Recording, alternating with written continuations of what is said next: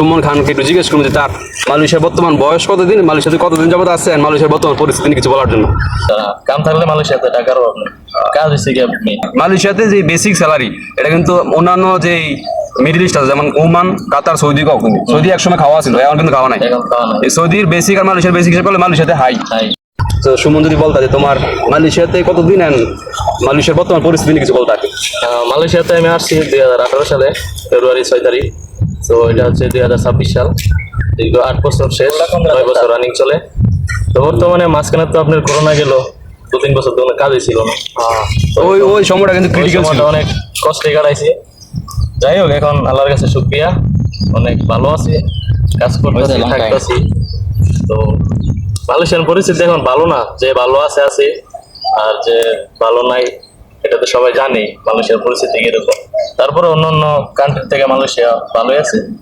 আর middle east যেমন তোমার মনে করো সৌদি, কাতার, তারপরে ওমান যারা আছে এইগুলো থেকে আমার কাছে মনে হয় মালয়েশিয়া বেটার। ঠিক নেই, স্যালারি ভালো আছে, Salary ভালো। কাম থাকলে মালয়েশিয়া বেটার আছে। বেটার। কাম থাকলে মালয়েশিয়াতে টাকার অভাব নেই, কাজ হচ্ছে কি আপনি ওই সাইডে কাজ করতে দেখেন কি কষ্টে কাজ করতেছে বিদেশ। হার্ড ওয়ার্কও আছে, ন্যাচারাল নর্মাল ওয়ার্কও আছে। তো যে হার্ড ওয়ার্ক করতে পারবে তার জন্য সব জায়গায় পয়সা আছে। আর মালয়েশিয়াতে যে বেসিক স্যালারি এটা কিন্তু অন্যান্য যে মিডল ইস্ট আছে যেমন ওমান, কাতার, সৌদি, কখন সৌদি একসময় খাওয়া ছিল, এখন কিন্তু খাওয়া নাই। এখন খাওয়া নাই। এই সৌদির বেসিক আর মালয়েশিয়ার বেসিক হিসেবে করলে মালয়েশিয়াতে হাই। হাই। বেসিক কিন্তু হাই, সরকারি যে স্যালারিটা। মালয়েশিয়া টু সৌদি আরব টাকার রেট কিন্তু সেম সেম আছে, 1 টাকা 2 টাকা ডিফারেন্স। এখন এটা এখন 30 টাকা 31 টাকা হয় মালয়েশিয়ার, 1 টাকা বাংলাদেশ। হ্যাঁ, তো সেম সেমই আছে। তো ওই হিসাবে আছে, ওই হিসাবে ভালোই, খারাপ না। তবে এই যে করোনার সময় মাঝখানে যে করোনা গেছিল, করোনার সময়টা অনেক ডিফিকাল্ট গেছে। মেবি অনেক মানুষই যারা নতুন আসছে ওই সময় আসার পরে কাজ নাই চলে গেছে। ভিসা লাগানোর জন্য মিনিমাম যারা ফ্রি ভিসা আছে আর কি, ভিসা লাগাইতে মিনিমাম এদেশি 4,000 প্লাস, 4,000 প্লাস, 4,000 রিঙ্গিট প্লাস এরকম নিত। বাংলা টাকায়। টাকা এখন বর্তমানে 1 লাখ 1.5 লাখ টাকাই দাঁড়ায়। 1.5 লাখ টাকা দাঁড়ায় 1 বছর জন্য ভিসার জন্য। তো ওইখানে ওই সময় কাজ ছিল না, ভিসা লাগানো তো অনেক পুরাই চাপ ছিল। চাপ ছিল। তো অনেক মানুষ চলে গেছে। তো যারা ধৈর্য ধরে আসছিল আমাদের মতন তারাই আজকে সফল হয়েছে এই বর্তমানে। বর্তমানে যে মালয়েশিয়ার যে পরিস্থিতি, আপনার অপরিস্থিতি চলছে সব জায়গায়। আমি একটা কথা বলবো, যারা অবৈধ আছেন তারা খুব সেভে চলাফেরা করবেন, কারণ যাদের কাগজ আছে তাগরও ধরে, যাদের কাগজ নাই তাদেরকেও ধরে। তো যারা অবৈধ বাইরে আছেন সবসময় সাবধানে চলাফেরা করবেন। কোনো প্রয়োজনে কোনো জায়গায় যাইতে চান তো প্রয়োজনে যাইবেন, কোনো অপ্রয়োজনে যাওয়ার দরকার নাই কোনো জায়গায়। কারণ এখন মালয়েশিয়ার খুব চাপ ইমিগ্রেশনের। কিছুদিন আগে তো ওই যে আমাদের রোমের পাশে পেলাঙ্গি তো অপারেশনস, ওদের মানে টার্গেট কিরকম আমি বুঝতেছি না, যে মালয়েশিয়াতে এই ভালোই খারাপ মানে অপারেশন দিক দিয়ে। এই যে আমি দামানছড়া থাকতেছি ইমন ভাই, প্রায় দীর্ঘ 8 বছর শেষ, 9 বছর রানিং চলে এই জায়গায়। কিন্তু এই 2025 সালে লাস্টের দিকে অপারেশন দিয়েছি, প্রায় একটানা 3-4 বার দিয়ে বলেছি অপারেশন। হ্যাঁ, এই জায়গায়। তাইলে বুঝেন এই 8 বছর আমি পারে দিয়েছি, আজ পর্যন্ত কোনো দিন পেলাঙ্গি দামানছড়া অপারেশন দেয়নি। কিন্তু 2025 সালে লাস্টের দিক 3 বার অপারেশন দিয়েছি। অনেকগুলা বাংলা ভাই ধরে নিয়ে গেছে। তো দেখে খুব কষ্ট লাগছে আমাদের। আর মালয়েশিয়ার জেল ভাই খুব কষ্টকর একটা জেল। আমি এটা শুনছি যে আসলে পৃথিবীর মধ্যে নাকি মিডল ইস্টের মধ্যে, ইউরোপ আমেরিকা তো এত কিছু আমরা জানি না বিষয়টা, বাট মিডল ইস্টের মধ্যে মালয়েশিয়া সবচেয়ে হার্ড জেল, খুব কষ্ট। যারা জেলে গেছে তাদের কাছ থেকেও শুনছি 14 দিন মিনিমাম যাদের ভিসা আছে তাদেরকে ধরে নিল, যদি কোম্পানি না যায় 14 দিন তাদেরকে আটক করে রাখবো। এই 14 দিনের মধ্যে ভেরিফিকেশন করবো, যদি তারা লিগেল এবং কোম্পানির আন্ডারে থাকে বা ভিসা জটিলতা না থাকে তাহলে তাদেরকে ছাইরা দেয়। এই 14 দিনে কিন্তু তাদেরকে বাপ ডাকায় না, 14 দিনে একেবারে এটা বাস্তব। 14 দিনে কিন্তু তারা 14 বছর মতন কষ্ট দেয়। তো এই কারণে যারা মালয়েশিয়াতে অবৈধ আছে তারা একটু সাবধানে থাকলেই মানে বেটার আর কি। জব এন্ড রোম এই দুটো হইলে না, কাজ করবো, বাসায় যাইবো, ব্যাস।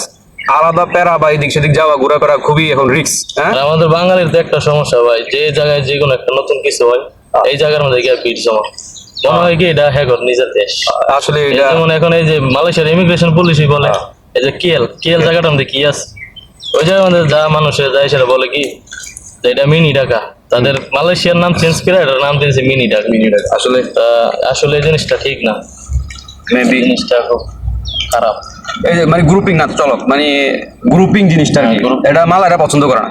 যেমন 4-5 জন, এই যে 7-8 জন একসাথে মিললে কেএলসিসি মানে পর্যটক এরিয়াতে বীর জমান ওরা, এটা ভালো লাগে না ওদের কাছে। ঠিক নেই, এমনি সামথিং প্লেস আপনি ঘুরবেন সপ্তাহে 2-1 বার বা মাসে 2-1 বার ওকে।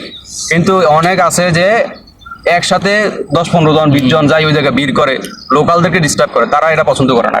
আবার কিছু কিছু নতুন কলিং আসছে, তারা মালাই ভাষা বুঝে কম, চিল্লা বেশি। ঠিক আছে, যেমন কিছুদিন আগে একটা ভাইরাল হইলো, এক বাঙালি নতুন আসছে, বলছে কি যে ইউপিনাবিনি বলে পিঞ্জামকা। এটার এটা অর্থটা তো তো বুঝে নাই, নাকি বুঝাই বলছে নাকি না বুঝাই বলছে এটা আমি জানি না। ইউপিনাবিনি বলে পিঞ্জামকা, এটা বাংলা অর্থ হচ্ছে গিয়া আপনার বউকে আমাকে ধার দিবেন। আচ্ছা, এই জন্মে কোনোদিন শুনছেন যে কারোর বউ কেউ ধার দিতে? না, এটা অবস্থা কতটুকু বেকুফ হইলে এই কথাটা বলতে পারে। এই জিনিসটা যারা বুঝেন না মালাই ভাষা, তারা মালাই ভাষাতে আপনারা টিকটক বানাবেন না বা কোনো সোশ্যাল মিডিয়াতে দিবেন না, কারণ এখন এই সোশ্যাল মিডিয়া হচ্ছে সবচেয়ে ভাইরাল। কোনো কিছু হইলে সোশ্যাল মিডিয়াতে ভাইরাল হয়ে যায়, মানে তারা এটা ফোকাস করে, তো একজনের লাগে অনেকজনের ক্ষতি হয়। ঠিক আছে, যে একটা কথা বলছে এটা বাংলাদেশ একটা দুর্নাম, এই জিনিসটা করা ঠিক না। মানে অনেকে আবার যারা ভাষা জানে তারাও কিন্তু ওই যে কমেডির জন্য এইসব ভিডিও করে, আসলে কিন্তু লোকাল যারা আছে ওইটা মানে ফোকাস করে। যে দেখো কি বলছে, বাংলাদেশ থেকে আসা মালয়েশিয়াতে কি সব ভাষা বা কি সব ল্যাঙ্গুয়েজ ইউজ করতেছে, কিন্তু কমেডির জন্য বা এর জন্য করতেছে। চলক না 10 মিনিট না 20 মিনিট হোক, এদিকে পিছিয়ে বয় এটা কাটিং করে পরে কমাবো, ভিডিও কত যদি কাটতে পারবো বয়। আল্লাহ লুচ্ছে এদিকে এখন যে পরিস্থিতি মালয়েশিয়া, এখন যে পরিস্থিতি মালয়েশিয়ার, কিছু কিছু বাংলা এজেন্টরা আছে, এজেন্ট যারা এই যে ভিসা মিসা রেনুমেনু করে আছে, তারা নিচে এখন তারা কলিং খুলবে। তো কলিং এর বিষয়ে আপনি কিছু বলেন। কলিং একজন বলতেছে কলিং খুললা দিছে, আরেকজন বলতেছে মালয়েশিয়া সরকার অবৈধ লোকেরা বৈধ হওয়ার সুযোগ দিছে। তো এই বিষয়ে আপনি কিছু বলেন। মানে বর্তমান 2026 সালে মালয়েশিয়া কলিং ভিসা নিয়ে কিছু বলতে হবে। আচ্ছা, আমি যতটুকু জানি আর কি, আসলে ওই ইমিগ্রেট নিউজ আমাদের কাছে ততটা নাই, যতটুকু জানি আর কি, মানে শোনা কথা এবং তাদের ওয়েবসাইট থেকে যতটুকু জানছি, বর্তমানে কলিং খোলা, তবে নট ফ্রম অল কান্ট্রি, মানে সব দেশ থেকে না। মালয়েশিয়াতে কলিং আমি যতটুকু জানি খোলা নেপাল থেকে। এটা রিসেন্টলি আমি জানতে পারছি যে আমাদের কোম্পানি কিছু লোক আনতেছে নেপাল থেকে। তো যেহেতু নেপাল থেকে আনতে আছে, অনেকে ভাবতে আছে যে বাংলাদেশ থেকে কলিং খোলা। এই কারণে কিছু মানে কি কয় সুবিধাবাজি এজেন্ট যারা আছে, তারা বাংলাদেশ থেকে পাসপোর্ট কালেক্ট করতেছে এবং বলতেছে 26 সালে নতুন কলিং এ মালয়েশিয়াতে পাঠানো হবে। আসলে এটা অবাস্তব, এমন কোনো ডিক্লারেশন আসে নাই, তবে কথাবার্তা চলছে।